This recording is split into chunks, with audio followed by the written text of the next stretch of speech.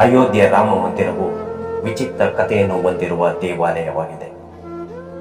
ಅನೇಕ ಬಾರಿ ಈ ದೇವಾಲಯವನ್ನು ನಿರ್ಮಿಸಲು ಆಯಿತು ಮತ್ತು ಅನೇಕ ಬಾರಿ ಕೆಡವಲಾಯಿತು. ಹಾಗಾದರೆ ಮೊದಲು ಅಯೋಧ್ಯೆ ರಾಮ ಮಂದಿರವನ್ನು ನಿರ್ಮಿಸಿದವರು ಯಾರು? ಭಗವಾನ್ ರಾಮನು ಜಲಸಮಾಧಿಯನ್ನು ತೆಗೆದುಕೊಂಡ ನಂತರ ಅಯೋಧ್ಯೆ ನಗರವು ಕ್ಷೀಣಿಸಲಾರಂಭಿಸಿತು. ಇದನ್ನು ಕಂಡ ರಾಮನ ಮಗ ಕುಶ ಈ ಅಯೋಧ್ಯೆಯನ್ನು ಪುನರ್ನಿರ್ಮಿಸುತ್ತಾನೆ. ಆದರೆ ಲಭ್ಯವಿರುವ ಪುರಾವೆಗಳ ಪ್ರಕಾರ ಅಯೋಧ್ಯೆ ನಗರವು ದಿನಗಳು ಕಳೆದಂತೆ ಮಾನ್ಯತೆಯನ್ನು ಕಳೆದುಕೊಳ್ಳುತ್ತಾ ಹೋಗುತ್ತದೆ. ಇತಿಹಾಸದ ಪ್ರಕಾರ ಅಯೋಧ್ಯೆ ರಾಮ ದೇವಾಲಯವನ್ನು ಚಕ್ರವರ್ತಿ ವಿಕ್ರಮಾದಿತ್ಯನು ನಿರ್ಮಿಸಿದನೆಂದು ಹೇಳಲಾಗುತ್ತದೆ. ಹೌದು, ಪುರಾವೆಗಳ ಪ್ರಕಾರ ವಾಯುವಿಹಾರಕ್ಕೆಂದು ತೆರಳಿದ್ದ ಚಕ್ರವರ್ತಿ ವಿಕ್ರಮಾದಿತ್ಯನು ಸುತ್ತಾಟದಿಂದ ಸುಸ್ತಾಗಿ ಸರಯು ನದಿ ಬಳಿ ಇರುವ ಮರವೊಂದರ ಕೆಳಗೆ ವಿಶ್ರಾಂತಿಯನ್ನು ಪಡೆದಿರುತ್ತಾನೆ. ಆ ಸಂದರ್ಭದಲ್ಲೇ ವಿಕ್ರಮಾದಿತ್ಯನು ಅಯೋಧ್ಯೆಯನ್ನು ನೋಡುತ್ತಾನೆ.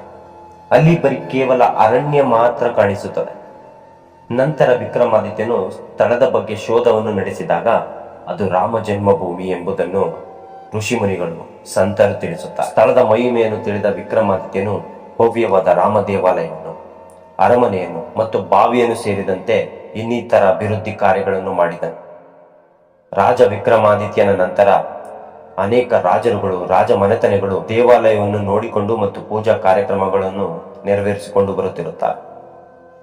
ಇದಾದ ನಂತರ ಅಧಿಕಾರಕ್ಕೆ ಬಂದ ಮೊಘಲರು 1527 ಮತ್ತು 1528ನೇ ಅವಧಿಯಲ್ಲಿ ಭವ್ಯ ರಾಮ ದೇವಾಲಯವನ್ನು ನೆಲಸಮಗೊಳಿಸಿ ಆ ಸ್ಥಳದಲ್ಲಿ ಮಸೀದಿಯನ್ನು ನಿರ್ಮಿಸಲಾಯಿತು. ಇದು ಅಯೋಧ್ಯೆ ನಗರದ ಚಿತ್ರಣವನ್ನೇ ಬದಲಾಯಿಸಿದ ಘಟನೆಯಾಗಿದೆ. ಭವ್ಯ ರಾಮ ದೇವಾಲಯವನ್ನು ಕೆಡವಿ ಆ ಜಾಗದಲ್ಲಿ ಮಸೀದಿಯನ್ನು ನಿರ್ಮಿಸಿದ್ದು ಮೊಘಲ್ ಕಮಾಂಡರ್ ಮೀರ್ ಬಾಕಿ. ನಂತರ ಮೊಘಲ್ ಚಕ್ರವರ್ತಿ ಬಾಬರ್ ಈ ಮಸೀದಿಯನ್ನು ಬಾಬ್ರಿ ಮಸೀದಿ ಎಂದು ಹೆಸರಿಸಿದನು. ಅಂದಿನಿಂದ 2019ರವರೆಗೆ ಈ ಜಾಗಕ್ಕಾಗಿ ಹಲವಾರು ಹೋರಾಟಗಳಿಗೆ ಮತ್ತು ನೈಜ ಘಟನೆಗಳಿಗೆ ಸಾಕ್ಷಿಯಾಯಿತು. ಈ ಹೋರಾಟಕ್ಕಾಗಿ ಮತ್ತು ಘಟನೆಗಳಿಂದ 2 ಕೋಮಿನ ಸಾವಿರಾರು ಜನರು ಪ್ರಾಣತ್ಯಾಗ ಮಾಡಿದ್ದಾರೆ. ಶತಮಾನಗಳಿಂದ ಹಲವು ಹೋರಾಟಗಳಿಗೆ ಸಾಕ್ಷಿಯಾಗಿದ್ದ ರಾಮ ಜನ್ಮಭೂಮಿ ಅಯೋಧ್ಯೆಗೆ ಮೊದಲು ಕಿಚ್ಚು ಹತ್ತಿಕೊಂಡಿದ್ದು ಬಾಬ್ರಿ ಮಸೀದಿಯೊಳಗೆ ರಾಮಮೂರ್ತಿ ಪ್ರತಿಷ್ಠಾಪನೆ. ಇದನ್ನು ತೀವ್ರವಾಗಿ ಖಂಡಿಸಿದವು ಅಂದಿನ ಮುಸ್ಲಿಂ ಧರ್ಮಾಧಿಕಾರಿಗಳು. ಇದರಿಂದ ತೀವ್ರ ಕಲಪಕ್ಕೆ ಕಾರಣವಾದ ಅಯೋಧ್ಯೆ ಪ್ರದೇಶವನ್ನು ನಿಷೇಧಿತ ಪ್ರದೇಶ ಎಂದು ಅಂದಿನ ಸರ್ಕಾರ ಆದೇಶ ಹೊರಡಿಸುತ್ತದೆ. ಇದಾದ ನಂತರ ಒಂದು ದಿನ ವಿಶ್ವ ಕಂಡಿದ್ದು ನಡೆದದ್ದು ಮಾರಣ ಹೋಮವೋ ಹತ್ಯಾಕಾಂಡವು. ಇದನ್ನು 1919ರ ಜಲಾಯನ್ ವಾಲ್ ಬಾಗ್ಗಿಂತಲೂ ಘೋರ ಮತ್ತು ಜನರಲ್ ಡಯರ್ಗಿಂತಲೂ ಕ್ರೂರ ಘಟನೆ ಎಂದು ಹೋಲಿಸುತ್ತಾರೆ. ಹೌದು, ಆ ದಿನ ನಡೆದ ಘಟನೆ ಇಡೀ ವಿಶ್ವವನ್ನೇ ತಲ್ಲಣಗೊಳಿಸುತ್ತದೆ. ಏಕೆಂದರೆ ಆ ಹೋರಾಟದಲ್ಲಿ ಸಾವು ನೋವುಗಳನ್ನು ಅನುಭವಿಸಿದ್ದು ಸಾವಿರಾರು ಮಂದಿ.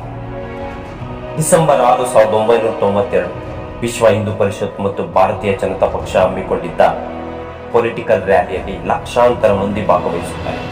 ಸುಮಾರು 1.5 ಲಕ್ಷದಷ್ಟು ಜನ ಅಯೋಧ್ಯೆ ನಗರದ ಬಾಬ್ರಿ ಮಸೀದಿ ವಿವಾದಿತ ಸ್ಥಳದ ಕಡೆ ಹೆಜ್ಜೆ ಹಾಕುತ್ತಿರುತ್ತದೆ. ಬಾಬ್ರಿ ಮಸೀದಿಯ ಮೇಲೆ ರಾಮ ಭಕ್ತರಲ್ಲ ಒಂದು ಅಕ್ಕಿಯೋ ಆರೋಗ್ಯ ಬಿಡೋಲ್ಲ ಅಂತ ಈ ಹಿಂದೆ ಪಣತೊಟ್ಟು ಸವಾಲೆಸೆದು ನಿಂತು ಬಿಟ್ಟಿದ್ದರು ಮುಲಾಯಂ ಸಿಂಗ್ ಯಾದವ್. ಇದಕ್ಕಾಗಿ ಬರೋಬ್ಬರಿ 5 ಸುತ್ತಿನ ಕೋಟೆಯ ಪೊಲೀಸ್ ಸರ್ಪದ ಆ ಕೋಟೆಯನ್ನು ಹೇಗಾದರೂ ದಾಟಿ ಮುಂದುಗಿದರೆ ಅರಸೇನಾ ಪಡೆಯ ಹದ್ದಿನ ಕಣ್ಣು. ಅದನ್ನು ದಾಟಿದೆಯೋ ರಕ್ತ ಬಸಿಯಲು ಸಜ್ಜಾಗಿದೆ. ಆದರೆ ರಾಮ ಬಾಣದಂತೆ ಶರವೇಗವಾಗಿ ಧಾವಿಸಿ ಬರುತ್ತಿದ್ದ ರಾಮ ಭಕ್ತ ಜನಸಾಗರವನ್ನು ಕಂಡ ಆ ಪಡೆಗಳು ಒಂದು ಕ್ಷಣ ಅಂಜಿದ್ದು ಸುಳ್ಳಾಗಿ. ಅಷ್ಟರಲ್ಲಿ ಒಂದಷ್ಟು ಗುಂಪನ್ನು ದೊಡ್ಡ ಬಸ್ಸಿನಲ್ಲಿ ತುಂಬಿಕೊಂಡು ಹೊರಡಲು ಸನ್ನದ್ಧವಾಗಿ ಬಿಟ್ಟರು ಉತ್ತರ ಪ್ರದೇಶದ ಪೊಲೀಸರು. ಆದರೆ ಆ ಬಸ್ಸಿನಲ್ಲಿದ್ದ ಸನ್ಯಾಸಿ ಒಬ್ಬರು ಜೈ ಶ್ರೀರಾಮ್ ಜೈ ಶ್ರೀರಾಮ್ ಎನ್ನುತ್ತಾ ಬಸ್ಸಿನ ಡ್ರೈವರ್ನನ್ನು ತಳ್ಳಿ ಅವೇ ಬಸ್ಸು ಚಲಾಯಿಸಿ ಬ್ಯಾರಿಕೇಡ್ಗಳನ್ನು ಛಿದ್ರಗೊಳಿಸುತ್ತಾ ಮಸೀದಿ ಎಡೆಗೆ ಹೊರಟೇ ಬಿಟ್ಟರು. ಅಷ್ಟೇ, ಇಡೀ ರಾಮಭಕ್ತ ಸಮೂಹವೇ ಹನುಮಂತನ ಶಕ್ತಿ ತುಂಬಿಕೊಂಡು ಪ್ರವಾಹದಂತೆ ಬೋರ್ಗೆರೆದು ಬಿಟ್ಟರು. ತಡೆಯಲು ಯಾವ ಗೋಡೆಗೂ ಸಾಧ್ಯವಾಗಲಿಲ್ಲ. ಕೆಲವೇ ಗಂಟೆಗಳಲ್ಲಿ ಬಾಬ್ರಿ ಮಸೀದಿ ಧ್ವಂಸ ಮಾಡಿ ಗದ್ದಲ ಎಬ್ಬಿಸಿದ್ದರು. ಇದೆಲ್ಲದಕ್ಕೂ ಸಾಕ್ಷಿಯಾಗಿ ಗಂಟೆಗಟ್ಟಲೆ ಧ್ವಜ ಹಿಡಿದು ನಿಂತು ಬಿಟ್ಟಿತ್ತಂತೆ ಒಂದು ಕೋತಿ. ನಂತರ ನಡೆದದ್ದು ಮಾರಣ ಹೋಮವೋ ಹತ್ಯಾಕಾಂಡ.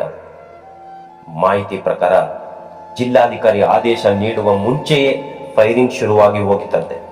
ಈ ಘಟನೆಯಿಂದ ಅಪಾರ ಸಾವು ನೋವು ಸಂಭವಿಸುತ್ತದೆ. ರಾಮ ಜನ್ಮಭೂಮಿ ಹೋರಾಟಕ್ಕಾಗಿ ಸರಯೂ ನದಿಯಲ್ಲಿ ಹರಿದ ನೆತ್ತರು ಎಷ್ಟು. ಇಂತಹ ನೂರಾರು ಪ್ರಸಂಗಗಳಿವೆ. ಲಕ್ಷಾಂತರ ಕರಸೇವಕರಲ್ಲಿ ಎಷ್ಟೋ ಜನ ರಾಮ ಮಂದಿರ ನಿರ್ಮಾಣವಾಗುವುದು ಕೇಳದೆಯೇ ಹೊರಟು ಹೋಗಿದ್ದಾರೆ. ಬದುಕಿರುವ ಕರಸೇವಕರು ಸಾರ್ಥಕತೆಯ ಕ್ಷಣಗಳಿಗೆ ಸಾಕ್ಷಿಯಾಗಲಿದ್ದಾರೆ. ಯಾವ ಹೋರಾಟವೂ ಮಾಡದೆ ಶ್ರೀರಾಮನ ಭವ್ಯ ದೇವಾಲಯವನ್ನು ಕಣ್ತುಂಬಿಕೊಳ್ಳುತ್ತಿರುವ ನಾವು ಅದಕ್ಕೆ ಕಾರಣವಾದವರನ್ನು ನೆನೆಯದಿದ್ದರೆ ಶ್ರೀರಾಮ ಮೆಚ್ಚುತ್ತಾನ? ಆ ಆತ್ಮಗಳಿಗೆ ಇನ್ನಾದರೂ ಸದ್ಗತಿ ಪ್ರಾಪ್ತಿಯಾಗಲಿ. ಜನವರಿ 22. ಭಾರತವಲ್ಲದೆ ವಿಶ್ವದ ಎಲ್ಲಾ ಭಾಗದ ಶ್ರೀರಾಮನ ಭಕ್ತರಿಗೆ ಶ್ರೀರಾಮನ ಬರುವಿಕೆ ಸಂತಸ ಮೂಡಿಸಲಿದೆ.